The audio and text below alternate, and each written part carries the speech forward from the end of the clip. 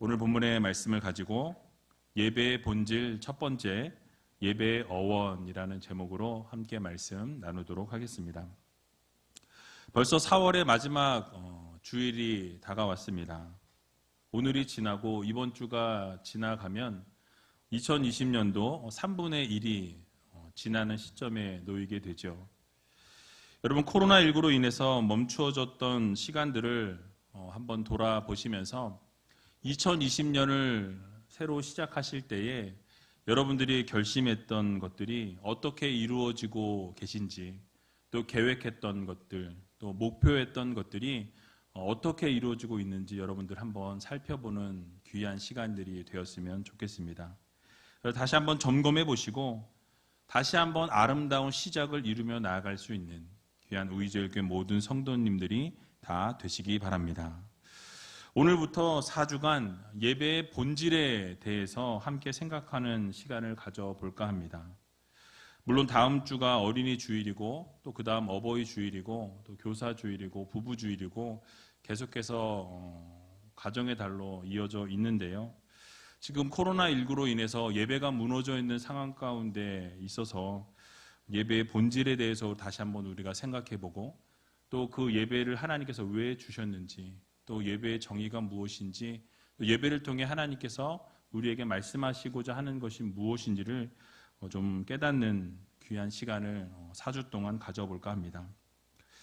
예배는 기독교의 핵심이고 또 예배는 교회와 신앙의 핵심입니다. 하나님께서 우리들을 창조하실 때에, 여러분들을 지으실 때에 예배를 받으시기 위해서, 또 찬송을 받으시기 위해서, 영광을 받으시기 위해서 여러분 한 분 한 분을 이 세상 가운데 보내시고 창조하셨습니다. 그래서 우리는 예배를 하는 시간을 통해서 하나님과의 그 관계가 회복되어지고, 또 예배를 통해서 하나님과 그 관계가 유지되어지고, 또 우리가 예배를 드림을 통해서 하나님과의 더욱더 친밀해지는 것이 이 예배를 통해서 이루어지게 된다라는 말씀이에요. 그러므로 성도는 하나님께서 기뻐하시는 이 예배에 목숨을 걸어야 합니다. 하나님께서 기뻐하시는 이 예배를 온전히 드리기 위해서 몸부림치고 최선을 다하는 성도들이 되어야 한다라는 말씀이에요. 그런데 우리가 교회에 출석한다고 참된 예배자라고 정의할 수 없습니다. 또 교회에서 하는 성경 공부나 여러 가지 프로그램들이나 봉사와 헌신을 한다고 해서 여러분들 그들을 참된 예배자라고 말할 수 없습니다. 진정한 예배자는 하나님께서 기뻐하시는 예배를 바르게 올려드리고 하나님을 진정으로 예배하는 데 모든 초점을 맞추고 삶의 중심이 예배가 되는 삶을 살아가는 그런 성도들이 되어야 한다라는 말씀이에요. 여러분, 오늘 본문을 보게 되면 무엇이라고 말씀합니까? 요한복음 4장 23절에서 24절에 보니까 이렇게 말씀합니다. 우리 같이 한번 읽어보도록 하겠습니다. 아버지께 참으로 예배하는 자들은 신령과 진정으로 예배할 때가 오나니 곧 이때라. 아버지께서는 이렇게 자기에게 예배하는 자들을 찾으시느니라. 하나님은 영이시니 예배하는 자가 신령과 진정으로 예배할지니라. 아멘. 여러분, 하나님께서는 영이시기 때문에 우리가 신령과 진정으로 예배하는 자를 하나님께서는 지금도 찾고 계신다라고 말씀하고 있습니다. 여기서 예배의 형태를 말씀하시는 것이 아니라 그 예배의 내용을 말씀하고 있는 거예요. 어떠한 자세를 가지고 하나님을 예배하고 있는가, 어떠한 마음을 가지고 주님 앞에 나와서 하나님을 예배하고 있는가가 더 중요하다라는 말씀이죠. 그래서 온 마음과 온 정성과 온 힘을 다해 사랑을 담아서 온전한 예배를 드리기를 하나님께서는 원하시고 기뻐하신다라는 말씀입니다. 그래서 그러한 온전한 예배를 드리는 그 한 사람의 예배자를 지금도 오늘도 이 순간도 하나님께서는 찾고 계십니다. 그 한 사람의 예배자가 바로 여러분 한 분 한 분이 되시길 주님의 이름으로 간절히 축원합니다. 그러므로 우리 모두는 온전한 예배가 어떤 것인지 오늘 예배를 함께 드리면서 함께 우리가 생각해보고 직접 실천하면서 그 하나님 앞에 온전한 이 한 시간의 예배를 올려드릴 수 있는 저와 여러분들이 다 되시길 주님의 이름으로 간절히 축원합니다. 자, 그렇다면 오늘 예배라는 이 단어의 어원에 대해서 살펴보기를 원하는데요. 우리가 먼저 이 예배라고 할 때에 예를 갖추어 절한다라는 의미로 이해할 수 있습니다. 제가 한국어 사전을 찾아보니까 이렇게 정의하고 있습니다. 거룩하고 성스러운 대상에 대하여 존경하는 뜻을 가지고 절을 함이라고 이야기하고 있어요. 또 한 가지 정의는 개신교에서 성경을 읽고 기도와 찬송으로 하나님에 대한 존경과 숭배를 나타내는 의식이라고 이렇게 예배를 정의하고 있습니다. 즉 예수 그리스도를 믿는 성도들이 예수 그리스도 이름으로 신앙을 고백하고 예수 그리스도의 이름으로 찬양하고 또 하나님을 향하여 경외함과 섬김의 표현을 바로 표현하는 것이 바로 예배다라고 이렇게 말씀할 수 있습니다. 결국 하나님에 대한 최대한의 존경을 갖추어서 최상의 가치를 하나님 앞에 올려드리는 것, 이것이 바로 진정한 예배라고 말씀드릴 수 있는 것입니다. 그래서 시편 96편 8절을 보게 되니까 여호와의 이름에 합당한 영광을 그에게 돌릴지어다. 예물을 가지고 그 궁정에 들어갈지어다 라고 말씀합니다. 그러니까 하나님의 이름에 합당한 영광을 하나님 앞에 올려드려야 하는 것이 예배다라고 말씀하죠. 또 시편 99편 9절에 보게 되면 너희는 여호와 우리 하나님을 높이고 그 성산에서 경배할지어다. 대저 여호와 우리 하나님은 거룩하시도다 라고 말씀합니다. 바로 우리 하나님은 거룩하시기 때문에 우리의 찬송과 경배와 영광을 받으시기에 합당하신 하나님이라고 말씀합니다. 그렇기 때문에 그 하나님을 우리가 함께 모여서 예배하고 찬양하고 경배를 올려드리는 것이 마땅하다라는 것이에요. 그래서 이 모든 말씀을 우리가 종합해 보면 예배는 이 찬양과 영광과 존귀를 받으시기에 합당하신 그 하나님 앞에 우리의 존경과 우리의 사랑과 우리의 마음과 우리의 뜻과 우리의 모든 것을 다 담아서 하나님 앞에 거룩하게 올려드리는 것이 바로 예배라는 것입니다.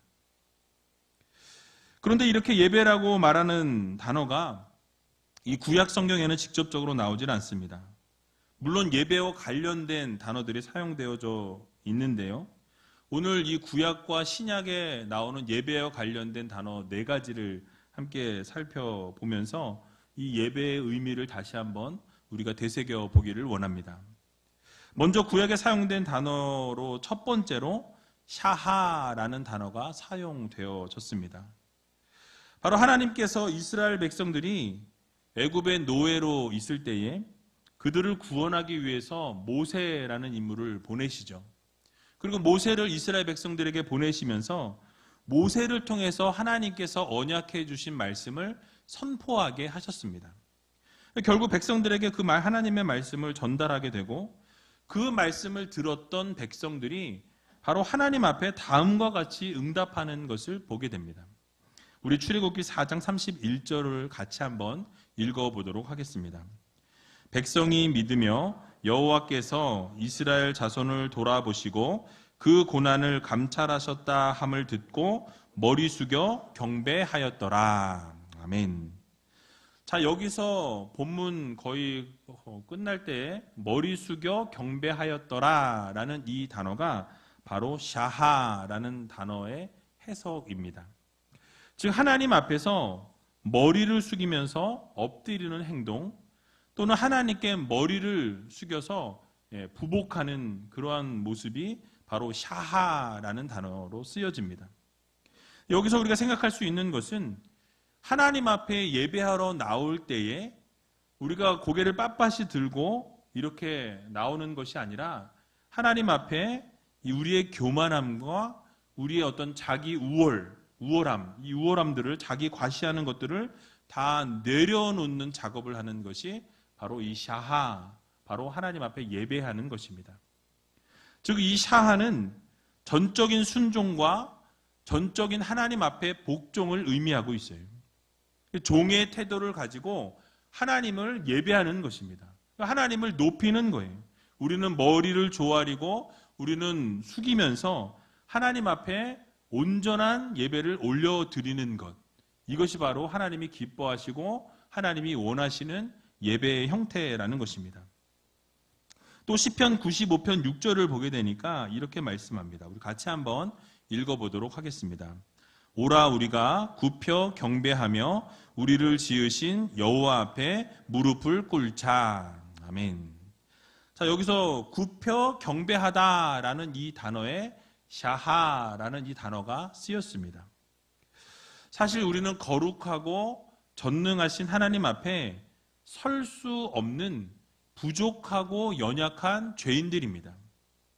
그럼에도 불구하고 예수 그리스도께서 우리를 살려주시고 우리를 영원한 죄악으로부터 구원해내셔서 영원한 죄 가운데 있지 아니하고 우리를 영원한 생명으로 옮겨주셨습니다. 그래서 억만 죄악으로부터 우리를 구원해 주셨기 때문에 하나님 앞에 설 수 있는 은혜의 자녀들로 세워주셨다라는 말씀이에요. 그러므로 우리는 자신을 드러내는 교만한 자가 되어서는 안 됩니다. 특별히 하나님 앞에 예배하러 나오는 그 순간에는 더욱더 하나님 앞에 겸손함으로 낮아짐으로 하나님 앞에 나와서 예배를 드려야 한다라는 말씀이에요. 그래서 우리가 무릎을 꿇고 머리를 숙이고 허리를 굽히고 부복하는 자세로 엎드리는 예배자가 되어야 한다라는 말씀이죠. 여러분, 물이 위에서 아래로 흐르는 것과 마찬가지로 하나님의 은혜는 낮은 자리로 임하게 되어 있습니다. 겸손한 자리로 흘러간다라는 거예요. 하나님 앞에 부복하고 엎드려 예배하는 하나님의 자녀들에게 하나님의 은혜가 흘러가게 된다라는 이 사실을 여러분 모두 믿으시고 날마다 예배의 모습 가운데 하나님 앞에 굽혀 경배하고 하나님 앞에 엎드려 부복하고 하나님 앞에 온전한 삶을 올려드리면서 하나님을 경배하고 예배할 수 있는, 그래서 놀라운 은혜와 사랑을 경험하며 살아갈 수 있는 저와 여러분들이 다 되시길 주님의 이름으로 간절히 축원을 드립니다. 두 번째로 이 예배의 어원의 두 번째 단어는 아바드라는 단어인데요. 바로 이 아바드라는 이 단어가 이 봉사 또는 섬김이라는 뜻을 가지고 있습니다. 즉 여호와 하나님을 섬기는 데 사용이 되어지고 또는 제물을 드릴 때 이 단어가 사용되었습니다. 그래서 레위인이나 제사장들이 성막에서 봉사하는 일과 관련하여서 이 아바드라는 단어가 사용됩니다. 그래서 이사야 19장 21절을 보게 되면 이렇게 말씀합니다. 우리 같이 한번 읽어보겠습니다. 여호와께서 자기를 애굽에 알게 하시리니 그 날에 애굽인이 여호와를 알고 제물과 예물을 그에게 드리고 경배할 것이요 여호와께 서원하고 그대로 행하리라. 아멘. 자, 하나님께서 이방 백성인 이 애굽 백성들에게 자신을 알게 하셨다라고 이렇게 말씀합니다. 그렇게 자신을 알게 하실 때에 애굽 백성들이 여호와 하나님의 하나님 되심을 인정하게 되고 하나님의 하나님 되심을 바라보게 되었다라는 거예요. 알게 되었다라는 것이죠.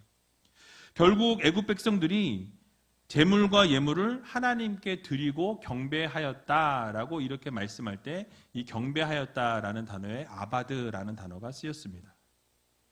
그 여호와를 진정으로 아는 자들이 보여야 하는 합당한 행위가 무엇인지를 알려주고 있는 거예요. 바로 하나님을 경배하고 예배해야 한다라는 것이죠.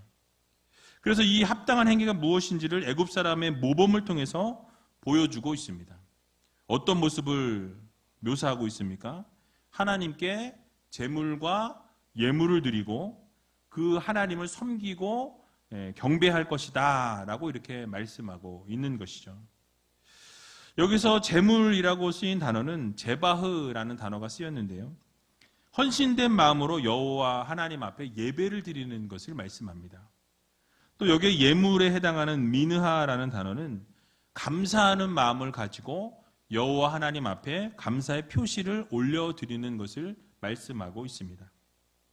결국 애굽 백성들이 이스라엘 백성들만 하나님 앞에 감사와 찬송과 영광을 올려드리고 하나님 앞에 서원을 하면서 헌신의 표시로 드렸던 이 서원이 이 애굽 백성을 통해서도 나타나게 될 것을 예언합니다. 결국 인간은 하나님을 경배하고 섬기는 자리에 있어야 함을 우리들에게 이 본문을 통해서 교훈하고 계신 것입니다. 우리의 어떤 자신의 주장이나 생각을 버리고 하나님의 뜻을 따라 하나님이 기뻐하시는 삶을 살아 올려드리는 그러한 백성들이 되어야 한다라는 것이죠. 그러므로 종이 주인을 섬기고 헌신하고 봉사하듯이 우리가 낮아지는 마음으로 하나님께 마음을 다하여 뜻을 다하여 정성을 다하여 예배를 드려야 한다라는 것입니다. 이처럼 예배는 하나님 앞에 섬기고 하나님께 봉사하는 거예요. 그래서 영어로는 서비스라고 합니다. 그러므로 예배는 하나님을 서비스하는 것이고 섬기는 것이고 하나님을 주인으로 모시는 행위가 바로 예배라는 거예요. 그래서 성도는 하나님의 종이고 하나님을 위해서 봉사하는 직분을 가지고 있습니다. 그 섬김은 자신의 모든 것, 바로 우리의 지성과 우리의 어떤 감성과 우리의 의지와 우리의 태도와 우리의 어떤 소유를 하나님께 다 전적으로 드리는 것이 바로 예배다라는 거예요. 여러분, 희생제물을 드리는 자세로 또 하나님을 섬기는 이 헌신의 예배가 드려져야 한다라는 것입니다. 전 인격적인 예배가 하나님 앞에 올려 드려져야 합니다.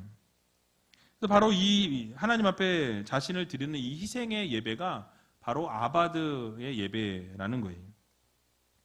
여러분, 우리가 지금 드리고 있는 이 예배의 형태는 어떠한 예배입니까? 진실로 하나님께서 우리의 예배를 받으시는 주인의 자리에 앉아 계시는지 여러분들이 다시 한번 여러분 자신을 돌아보시기 바랍니다. 지금 여러분들이 예배를 드리면서 그 주인의 자리에 혹시 내가 앉아 있지는 않은지, 내가 알고 있는, 내가 사랑하는 그 무엇인가가 예배의 대상이 되고 있지는 않은지 여러분 자신을 좀 돌아보는 시간이 되었으면 좋겠습니다. 그래서 여러분, 결국 우리가 예배를 드릴 때 하나님을 주인으로 그 자리에 하나님을 앉혀드려야 한다는 거예요. 그래서 주님을 섬기며 희생하며 하나님께 바른 예배를 올려드릴 때에 하나님께서 그 예배를 통해 우리를 회복시켜 주시고 결국 교회가 살아나게 되는 귀한 역사가 이루어진다는 사실을 여러분 기억하시면서 오늘 이 자리에서 드려지는 예배가 정말 하나님께 온전히 드려지는 예배, 정말 하나님이 기뻐하시는 예배, 또 성공하는 예배를 올려드리는 믿음의 백성들이 다 되시길 주님의 이름으로 간절히 축원합니다. 세 번째로는 이 프로스코네오라는 단어가 쓰였습니다. 이 프로스코네오라는 단어는 신약에서 널리 잘 사용되어진 흔하게 예배라는 단어로 쓰여진 단어인데요. 이 단어의 뜻을 보게 되면 이 누군가의 손에 입을 맞추는 행위 또는 존경의 표시로 자신을 낮추는 모습을 그릴 때 이 프로스코네오라는 단어가 쓰였습니다. 그래서 앞에서 말씀드린 구약에서 사용된 이 샤하라는 이 단어와 동의어라고 생각하시면 좋을 것 같습니다. 그래서 문자적인 의미는 어떤 그에게 입을 맞추다 또는 손에 입을 맞추다, 존경의 표시로 입을 맞추는 것을 말씀하고요. 또는 엎드리다 또는 절하다라는 표현을 쓸 때 이 프로스코네오라는 단어가 쓰였습니다. 즉 존경심을 나타내는 거예요. 상대방에게 존경을 나타내고 이런 마음을 드리고 엎드릴 때 이 단어가 쓰이게 됩니다. 그래서 그 당시에는 통치자들에게 존경을 표하고 또 허리를 굽히며 엎드리는 행위를 나타낼 때도 이 단어가 쓰였습니다.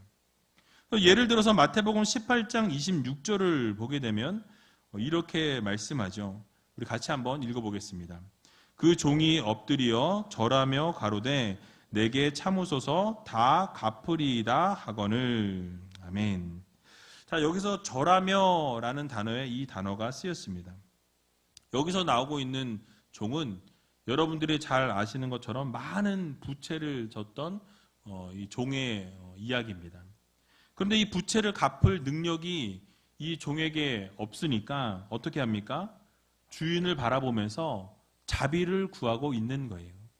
그래서 불쌍히 여겨달라고 이야기하면서 엎드려서 절하면서 자신에게 은혜를 베풀어 달라고 이 종이 지금 하고 있는 행위가 바로 예배의 형태라고 생각할 수 있는 것입니다. 주인 앞에서 엎드려서 자비를 구하고 있는 모습. 우리가 어떤 것을 할 수가 없어서 하나님 앞에 나와서 엎드리면서 자비를 구하고 은혜를 구하는 것이 바로 예배자의 자세다라는 말씀이에요. 또는 마태복음 2장 2절을 보게 되면 유대인의 왕으로 나신 이가 어디 계시뇨? 우리가 동방에서 그의 별을 보고 그에게 경배하러 왔노라 하니라고 말씀합니다. 바로 동방 박사들이 예수 그리스도, 아기 예수께 찾아와서 경배하는 모습을 그리고 있습니다. 근데 이 동방 박사들이 유대인의 왕으로 예수 그리스도께서 오셔서 경배한 것이 아니라 전 인류를 구원할 메시아로서 오셨기 때문에 그 먼 곳에서부터 예수 그리스도를, 아기 예수를 경배하기 위해서 모이게 되는 것을 보게 됩니다. 그래서 아기 예수를 만나게 될 때 크게 기뻐하면서 경배하며 예배하면서 예물을 드렸다라고 성경은 말씀하죠. 바로 이러한 모습과 같이 동방 박사들이 예수님을 향해서 사랑과 열정을 올려드리고 경배하며 기뻐하며 예배하고 예물을 드렸던 것을 보게 됩니다.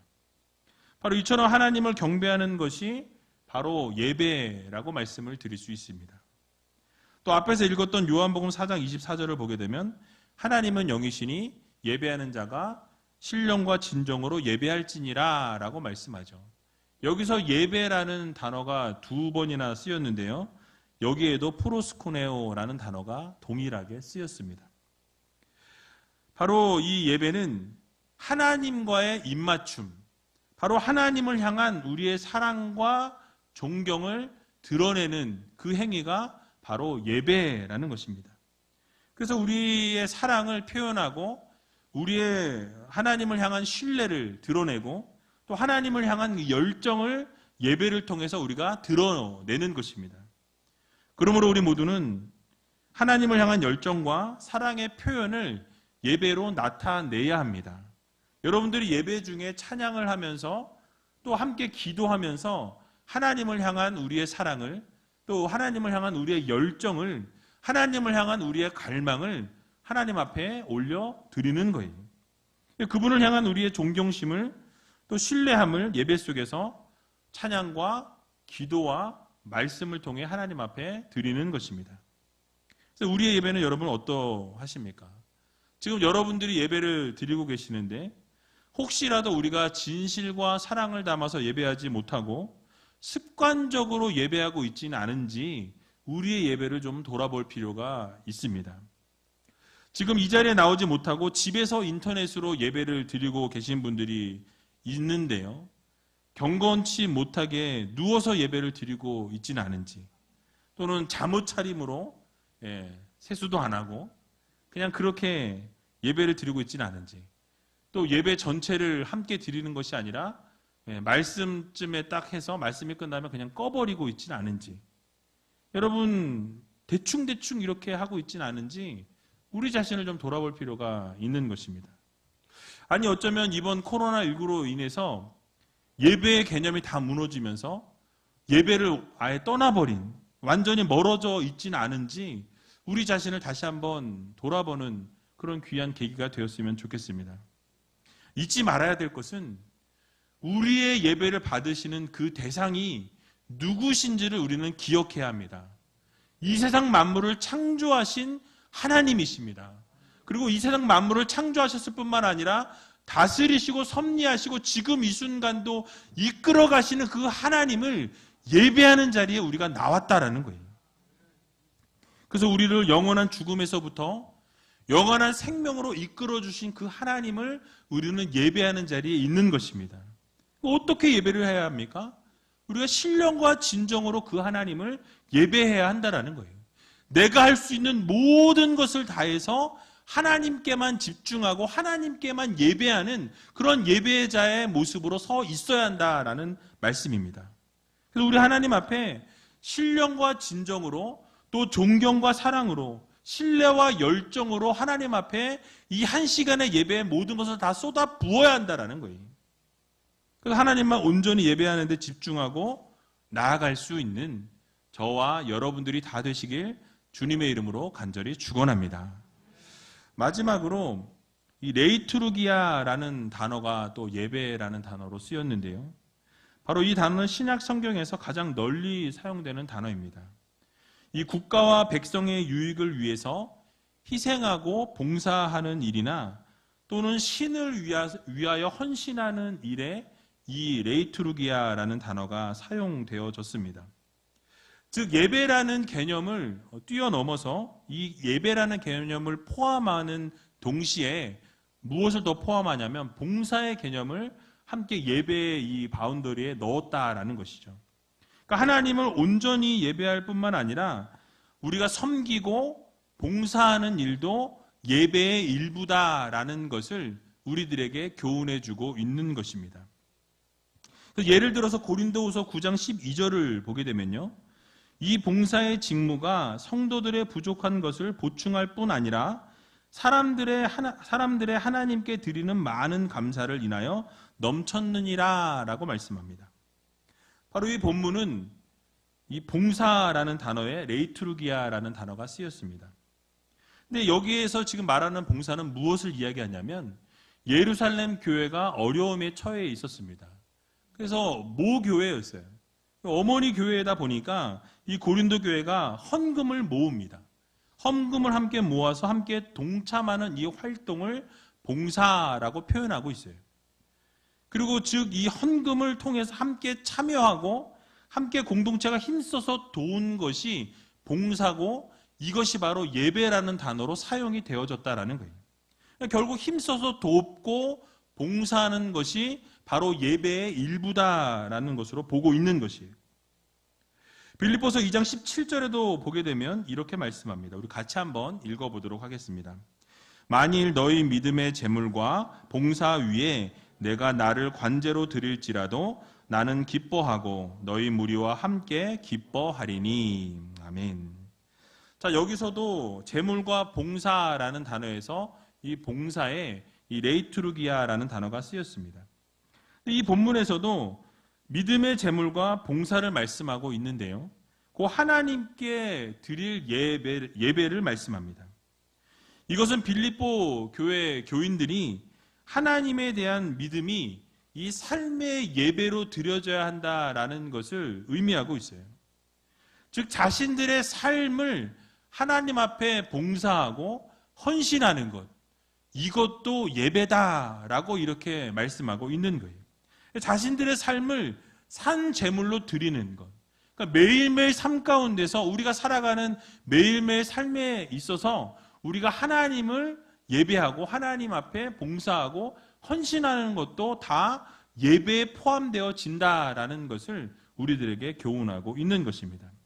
그래서 우리의 헌신과 우리의 희생이 이 평상시 삶 속에서도 구체화되어지고 그것이 결국 하나님께 드리는 예배로 연결되어진다라는 것을 우리들에게 말씀하고 있는 것입니다. 결국 이 레이투르기아라는 이 단어는 행동으로 옮겨지는 실천의 예배를 말씀하고 있어요. 그 삶의 예배를 말씀하고 있습니다. 예배는 앞에서도 살펴본 것과 동일하게 하나님께 드리는 이 다양한 섬김의 행위예요. 그러니까 헌신하는 것도 봉사하는 것도 희생하는 것도 우리가 세상 속에서 삶을 살아가는 그 삶 자체도 바로 예배에 해당된다라는 말씀이죠. 저문을 나가면서 여러분들이 예배가 끝난 것이 아니라 바로 저문을 나감과 동시에 또 다른 예배가 시작되어진다는 사실을 여러분 모두 믿으시기 바랍니다. 세상 속에서 예수 그리스도의 빛으로 소금으로 살아가는 것, 그것도 예배의 일부라는 것을 기억해야 한다는 거예요. 여러분들의 삶의 예배를 드려야 한다는 것입니다. 그래서 우리가 하나님 앞에 삶으로 예배를 드리고 예배가 삶이 되고 삶이 예배가 되는 그러한 삶을 살아가는 성도들이 되어야 할 것입니다. 그래서 여러분, 우리가 이 쓰여진 이 단어를 생각해 보면 봉사가 핵심 단어예요. 근데 우리가 예배를 통해서 우리가 봉사를 해야 되는데 우리의 예배를 돌아보면 예배를 통해서 우리가 받는 게 참 많이 있죠. 은혜를 받고요.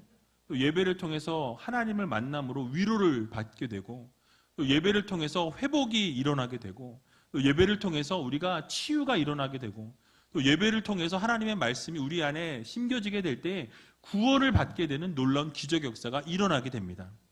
늘 예배를 통해서 우리가 받기만 하는 것이 아니라 우리가 이제는 예배를 통해서 드리는 예배자로, 헌신하는 예배자로, 봉사하는 예배자로 서 있어야 한다는 것을 교훈하고 있는 거예요. 여러분, 예배의 성숙함은 믿음과 순종을 하나님 앞에 드리는 행위입니다. 바치는 행위가 동반되어져야 한다는 거예요. 늘 하나님으로부터 우리가 받는 것만 있는 것이 아니라 하나님 앞에 우리의 삶을 드리는 것, 헌신하는 것, 봉사하는 것이 꼭 함께 해야 한다라는 말씀이에요. 여러분이 어디 있든지 하나님을 예배하는 목적을 가지고 일하고 봉사하고 헌신하면서 이 세상을 살아가는 것입니다. 그래서 예배의 최종 목표는 무엇입니까? 바로 하나님께 영광 올려드리는 삶이에요. 바로 이 예배의 최종 목표는 하나님의 나라를 이루는 것입니다. 그래서 우리가 어느 자리에 있든지 하나님 앞에 예배함을 통하여 여러분들의 삶이 예배가 됨을 통하여 하나님의 나라가 확장되어지고 믿지 않는 자들에게 여러분들이 구원의 선포가 결국 여러분들의 삶을 통해서 이루어지게 된다는 사실을 여러분들 모두 기억하시기 바랍니다. 그래서 이를 위해서 우리가 예배를 드리기 이전에 몸가짐을 바로 해야 한다는 거예요. 또 마음가짐을 바르게 하고 이 예배의 존전에 나와야 한다는 것입니다. 그래서 예배자들이 봉사와 희생을 마음을 가지고 흐트러지지 않는 예배를 드려야 한다는 거예요. 어떠한 것에도 우리의 자세가 흐트러지지 아니하고 하나님께만 온전히 집중하고 하나님께만 예배하는 그런 성도들이 되어야 할 것입니다. 그렇게 될 때에 결국 이 예배는 풍성케 되어지고 결국 하나님께서 기뻐 받으실 만한 예배가 되어질 수 있는 것입니다. 그냥 대충 드려지는 예배가 하나님께 드려질 수 있는 것이 아니라 정말 우리가 우리의 삶을 하나님 앞에 드리기로 작정하고 이 예배에 나올 때 준비하고 예배를 드리는 그 순간 동안 하나님께 집중하고 하나님께 주시는 말씀을 받고 그 말씀 받은 대로 세상 가운데 나아가서 빛으로 소금으로 한 주간을 살아내는 것, 그것이 바로 진정한 예배자의 모습이라는 것을 여러분 믿으시고 그러한 모습으로 살아갈 수 있는 여러분들이 다 되시기 바랍니다. 그러므로 사랑하는 우리제일교회 성도 여러분, 예배를 위하여 우리가 바르게 헌신하고 살아가야 할 것입니다. 여러분의 자신을 한번 돌아보시기 바랍니다. 여러분 바르게 헌신하고 계십니까? 바르게 하나님 앞에 봉사하고 계십니까? 오늘 이 시간 여러분들의 예배를 한번 돌아보시기 바랍니다. 여러분들이 몸으로 또 여러분들의 마음으로 여러분들의 믿음으로 최고의 봉사로 하나님을 섬길 수 있는 예배자들이 되시기 바랍니다. 그래서 하나님께서 받으실 만한 예배가 드려지게 될 때에 그 예배는 살아나게 되고 그 예배를 드리는 영혼도 하나님이 회복시켜 주실 것입니다. 그래서 우리의 삶이 회복되어지면 우리의 가정이 회복되어지고요. 우리의 가정이 회복되어지면 여러분들의 직장과 사업장이 회복되어진다라는 거예요. 결국 예배가 살아나느냐, 예배를 성공하느냐 실패하느냐에 따라 여러분들의 삶이 성공하느냐 실패하느냐에 달려있다라는 것을 여러분 모두 기억하시면서 우리가 이 예배에 목숨을 걸고 이 예배에 우리가 생명을 걸고 이 예배를 하나님 앞에 온전히 올려드리기 위해서 최선을 다하고 몸부림칠 수 있는 저와 여러분들이 다 되시길 주님의 이름으로 간절히 축원을 드립니다.